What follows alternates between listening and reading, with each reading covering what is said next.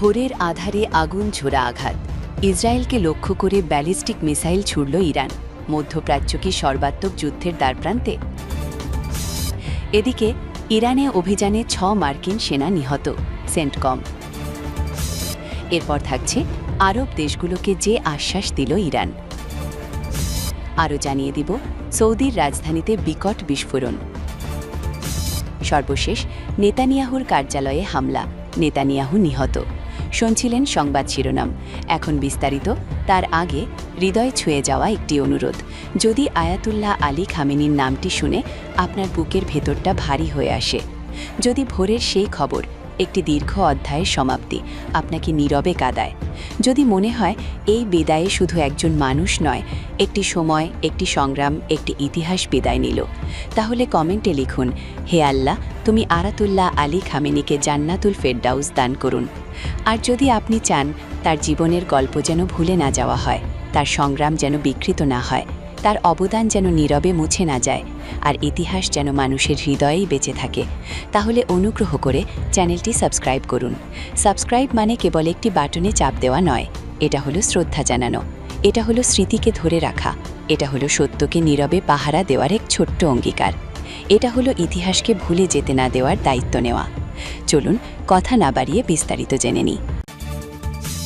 ভোরের আধারে আগুন ছোড়া আঘাত। ইসরায়েলকে লক্ষ্য করে ব্যালিস্টিক মিসাইল ছুড়ল ইরান। মধ্যপ্রাচ্য কি সর্বাত্মক যুদ্ধের দ্বারপ্রান্তে? মধ্যপ্রাচ্যের আকাশ আবারও কেঁপে উঠল বিস্ফোরণের শব্দে। দখলদার ইসরায়েলকে লক্ষ্য করে নতুন করে ব্যালিস্টিক মিসাইল নিক্ষেপ করেছে ইরান। বাংলাদেশ সময় মঙ্গলবার রাত 4:30টার দিকে তেহরান থেকে এই মিসাইল ছোড়া হয় বলে জানা গেছে। রাতের নীরবতা ভেঙে মুহূর্তেই সাইরেনের শব্দে প্রকম্পিত হয়ে ওঠে ইসরায়েলের আকাশ। সংবাদ মাধ্যম দ্য টাইমস অফ ইসরায়েল জানিয়েছে, ইসরায়েলের উত্তরাঞ্চলে সতর্কতামূলক সাইরেন বাজতে শুরু করেছে। প্রতিবেদনে আরও উল্লেখ করা হয়, গত 7 ঘণ্টার মধ্যে এই প্রথম মিসাইল ছুড়েছে ইরান। অর্থাৎ দীর্ঘ বিরতির পর আবারও সরাসরি সামরিক বার্তা পাঠাল তেহরান। এতে করে পরিস্থিতি আরও অনিশ্চিত ও অস্থিতিশীল হয়ে উঠেছে। ইসরায়েলের বিভিন্ন শহরে মানুষ নিরাপদ আশ্রয়ের দিকে ছুটছে। সামাজিক যোগাযোগ মাধ্যমে ছড়িয়ে পড়ছে আতঙ্কিত নাগরিকদের ভিডিও। কেউ বলছেন আকাশে বিস্ফোরণের আলো দেখা গেছে, কেউ আবার দাবি করছেন প্রতিরক্ষা ব্যবস্থা সক্রিয় ছিল। তবে কতগুলো মিসাইল ছোড়া হয়েছে, সেগুলো ভূপাতিত করা সম্ভব হয়েছে কিনা তা এখনও পুরোপুরি স্পষ্ট নয়। এদিকে শুধু মিসাইল হামলাই নয়, কূটনৈতিক অঙ্গনেও শুরু হয়েছে তীব্র নড়াচড়া। United states department of state মধ্যপ্রাচ্যের প্রায় সব দেশ থেকে নিজ নাগরিকদের দ্রুত সরে যাওয়ার নির্দেশনা জারি করেছে। মঙ্গলবার প্রকাশিত নির্দেশনায় বলা হয়েছে, গুরুতর নিরাপত্তা ঝুঁকি থাকায় বাণিজ্যিক ফ্লাইটে করে দ্রুত সরে যান। এই সতর্কবার্তা পরিস্থিতির গভীরতাই ইঙ্গিত করছে। যেসব দেশের নাম উল্লেখ করা হয়েছে সেগুলোর মধ্যে রয়েছে Bahrain, Egypt, Iraq, Jordan, Kuwait, Lebanon, Qatar, Saudi Arabia, Syria, United Arab Emirates এবং ইয়েমেন। অর্থাৎ পুরো অঞ্চলকেই সম্ভাব্য সংঘাতের ঝুঁকিপূর্ণ এলাকা হিসেবে বিবেচনা করা হচ্ছে।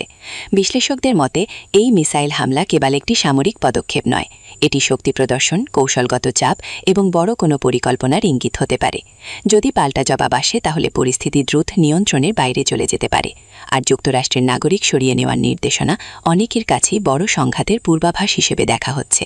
একটি মিসাইলই কখনো কখনো ইতিহাস বদলে দেয়। প্রশ্ন এখন একটাই, এটি কি কেবল সীমিত উত্তেজনা, নাকি মধ্যপ্রাচ্যকে গ্রাস করতে যাওয়া বৃহত্তর যুদ্ধের সূচনা?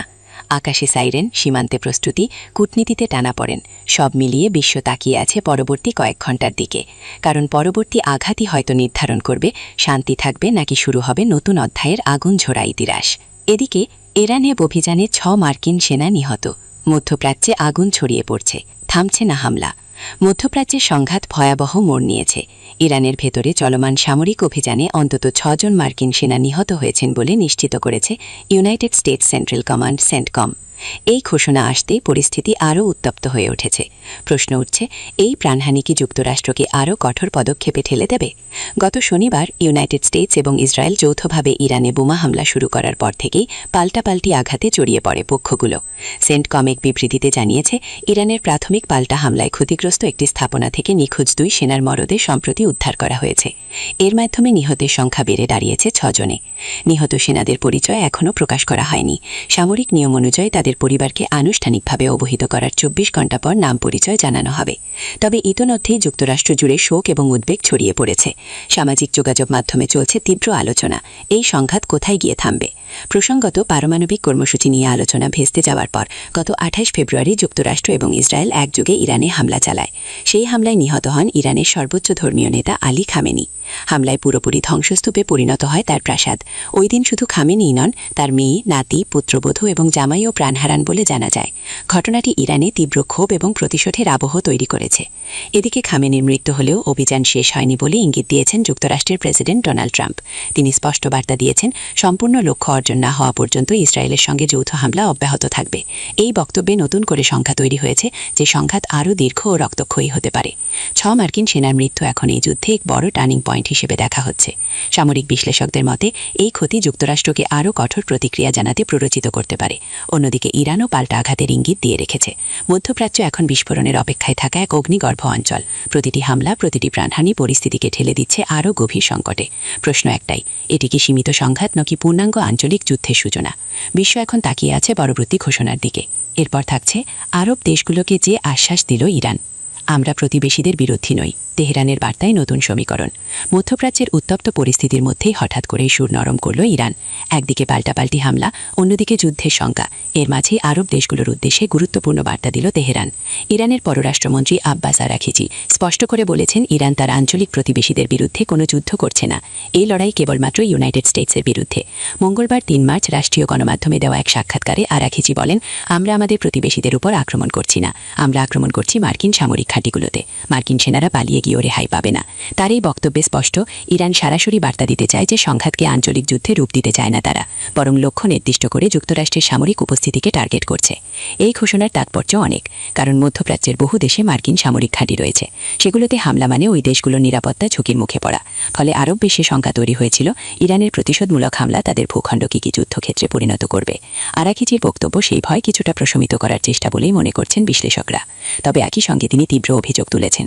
তার দাবি, সামরিক সংঘাত এড়াতে কূটনৈতিক আলোচনা চলাকালে ইসরায়েলের সঙ্গে মিলিত হয়ে যুক্তরাষ্ট্র বিমান হামলা চালিয়েছে। এটিকে তিনি কূটনীতির সঙ্গে বিশ্বাসঘাতকতা বলে উল্লেখ করেন। অর্থাৎ তেহরানের দৃষ্টিতে এই যুদ্ধের সূচনা হয়েছে আলোচনার টেবিল ভেঙে দেওয়ার মাধ্যমে। আরাঘিচি আরও বলেন, বর্তমান পরিস্থিতিতে মধ্যপ্রাচ্যের দেশগুলোর উচিত যুক্তরাষ্ট্রের কার্যকলাপের বিরুদ্ধে চাপ সৃষ্টি করা। তার এই আহ্বান আঞ্চলিক কূটনীতিতে নতুন সমীকরণ তৈরি করতে পারে। কারণ যদি আরব দেশগুলো নিরপেক্ষ না থেকে অবস্থান নিতে শুরু করে, তাহলে সংঘাতের রূপ আরও জটিল হয়ে উঠতে পারে। সবচেয়ে বড় প্রশ্ন এখন, ইরানের এই আশ্বাস কি সত্যিই উত্তেজনা কমাবে, নাকি এটি কৌশলগত বার্তা মাত্র?